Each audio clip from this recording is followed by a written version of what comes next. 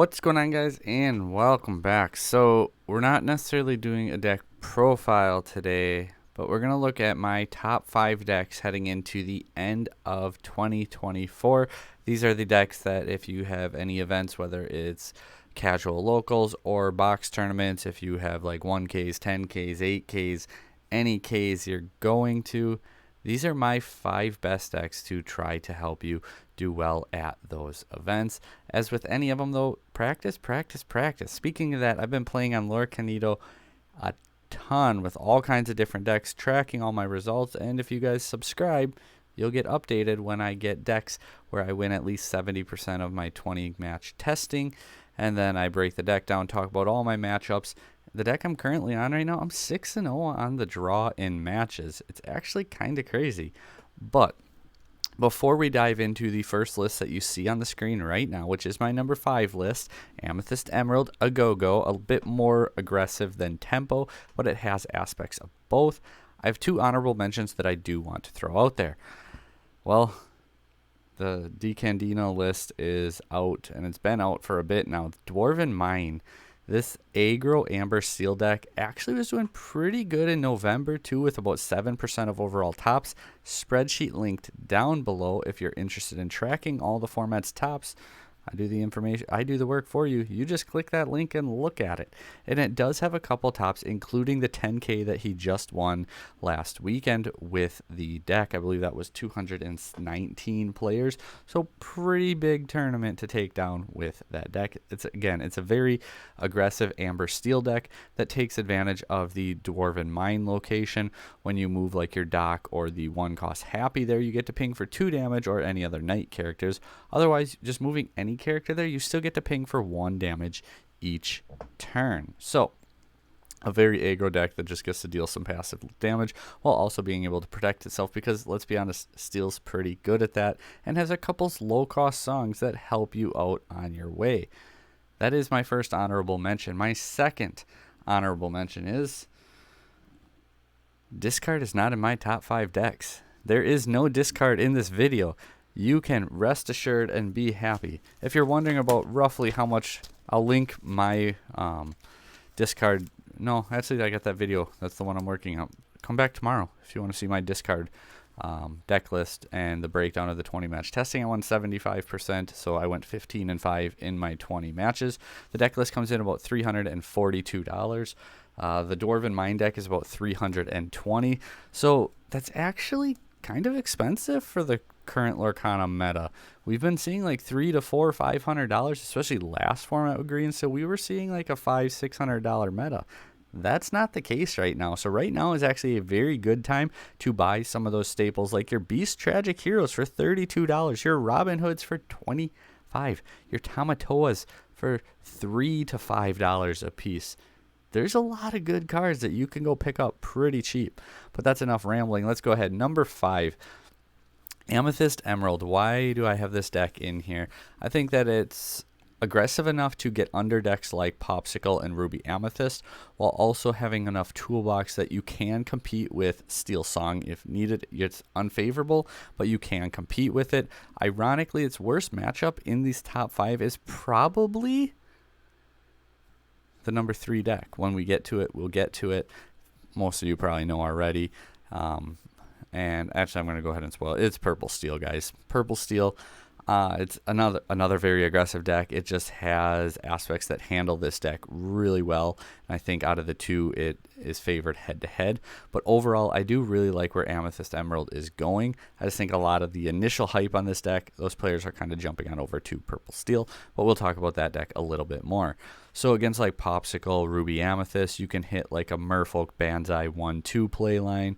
Otherwise, into like Steel Song, I like Diablo on 1, especially if I'm on the draw.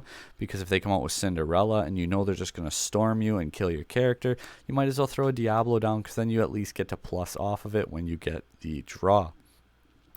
Some other key cards here are Go-Go Tamago, making your opponent pay attention to how much damage they have on their characters, because all of a sudden you drop this down and gain 3-4 lore. That's a big swing that they don't really expect or see coming. Having access to like crab to boost your characters to get really good trade-offs, such as that Diablo. Then Diablo can have 3 strength after a crab, crash into something, take it out. You get to draw a card. That's always a good thing. Peter Pan being able to help deal with those evasives. It's a 2/3, so it'll actually trade into a genie really well. It also comes out a turn sooner, so you get this down, you get a crab down after their genie, and now all of a sudden you can one-shot their genie and survive. Cloud Kicker is one of those tempo disruption cards. The 4-drops are pretty standard in a lot of Amethyst lists. Rabbit, sometimes in there, sometimes not.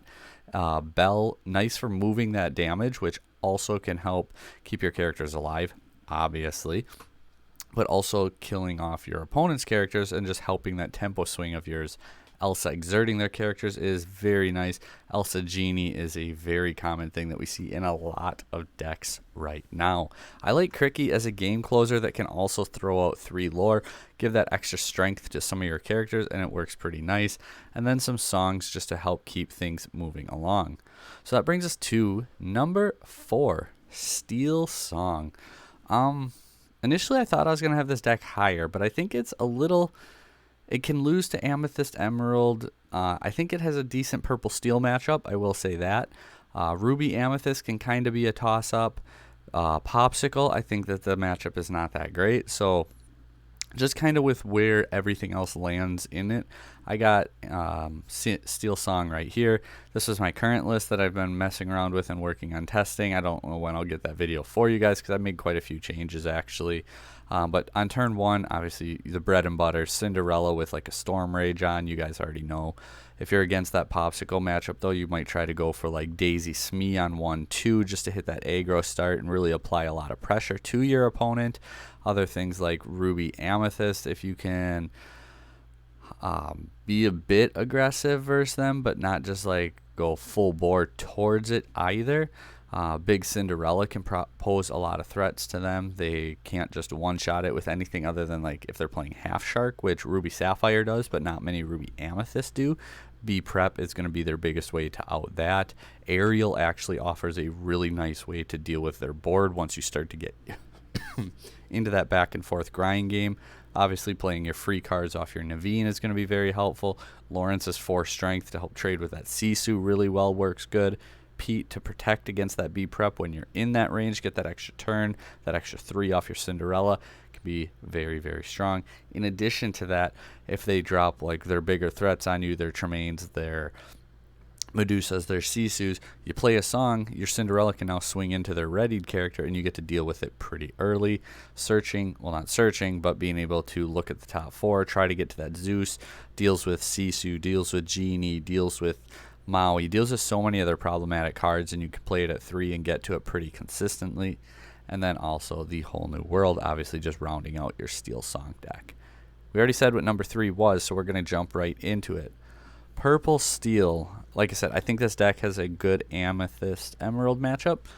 Again, neither one I think is great into Steel Song. I think this one's slightly worse into Steel Song than Amethyst Emerald, but I think this deck is better into Popsicle and better into Ruby Amethyst. Maybe not. I think it's right there. Like they both. You have the Multi-Quester on 1. You have Smee on 2.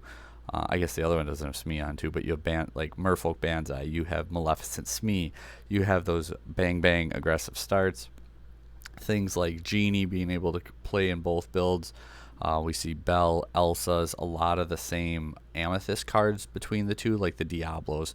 So kind of the same approach. Versus like Steel Song, prioritize like your Diablo, your Calhoun, your Fox, your Crab even, your goats. Like don't prioritize things like Smee. Don't prioritize Maleficent. Don't try to go under Steel Song because you're just not going to. You're going to commit a lot. They're probably going to come back and you're going to end up losing.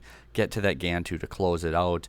Having your Fire the Cannon and your Smashes, your 5 damage cards is really helpful to deal with those Ariels, to deal with those Cinderellas, to get those type of cards off right away. So in like this deck, you can skip turn 1, turn 2, come back, Maleficent, Fire the Cannon on that Cinderella, because now if on turn 3 they're going to ink a card and use their Storm, now they have to hard play that Storm. They don't develop their board anymore, and that's something that you should be okay with. Number 2, Old Reliable. I really wanted to put this deck at number 1. I just don't know that I quite can yet. I think this deck is just, it gets better and better. Why are so many of the good cards that come out every set either purple or red? Diablo, Genie. You know, we just got 2 more great cards in here. Being able to do things like Sisu, the Daring Visitor, nice to help slow those aggressive decks down, but also the Empowered Warrior Sisu, both enabling, can't even talk, enabling the turn 6 shift into big Sisu also. So you have options for those aggro. You have Rush in your Fox, in your Elsa, in your Maui. So if you can get to that turn 5-6 without losing too far behind, if you can keep them to like 13 lore, 14 lore, maybe by the time you hit turn 5, you can actually claw your way back pretty well if you have a halfway decent hand. Like I said, you got the Sisu, you got the Brawls for the early turns. Then you get to that late game where all of a sudden you're dropping B-Preps, you're dropping Medusas, Tremaines, Sisus, Mauis with Rush, and you just develop into that board really well. You got your Elsa plus your Genies to deal with their Genies. Again, holding Brawl for their Genie if you can just straight up go after their board. I like to get like Chernobog's Followers over Diablo in the early game because obviously you want the 2 strength, so you can trade with their board and just try to outpace and out-resource them that way. The number 1 deck then, obviously it's got to be in here, Popsicle. This is a deck we broke down and went over a bunch of the topping deck lists. I made slight changes since then, kind of just with the way the format's been going. But you got your Tipo on turn 2 where you start to just really hit your ramp home. Versus decks like Ruby Amethyst, versus like Steel Song, versus pretty much any slower decks. If you just prioritize that ramp and really get ahead, it becomes very difficult for your opponent to win the game.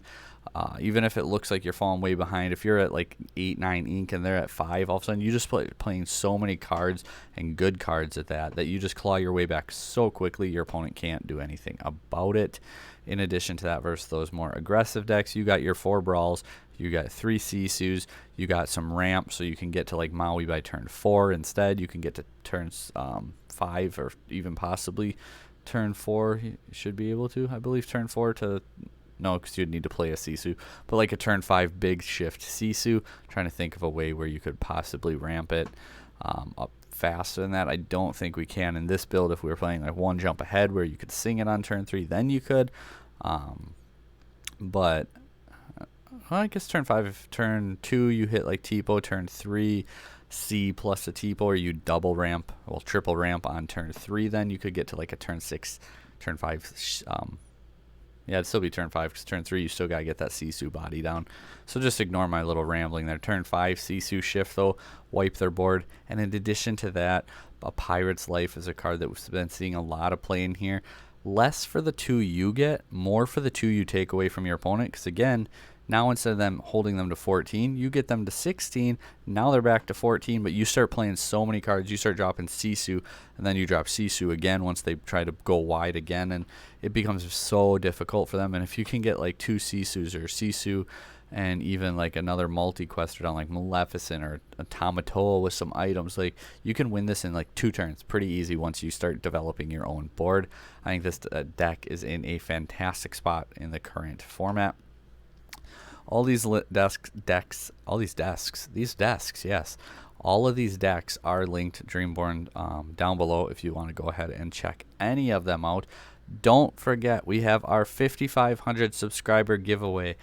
I think everyone's busy with the holidays. Things have been going so slow around here, but that's okay. I've gotten some good comments. I really do enjoy your guys' feedback. I try to get back to you guys.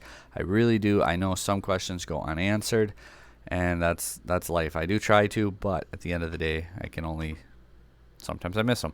But thank you guys for watching, and as always, like, share, subscribe, comment down below. Take care.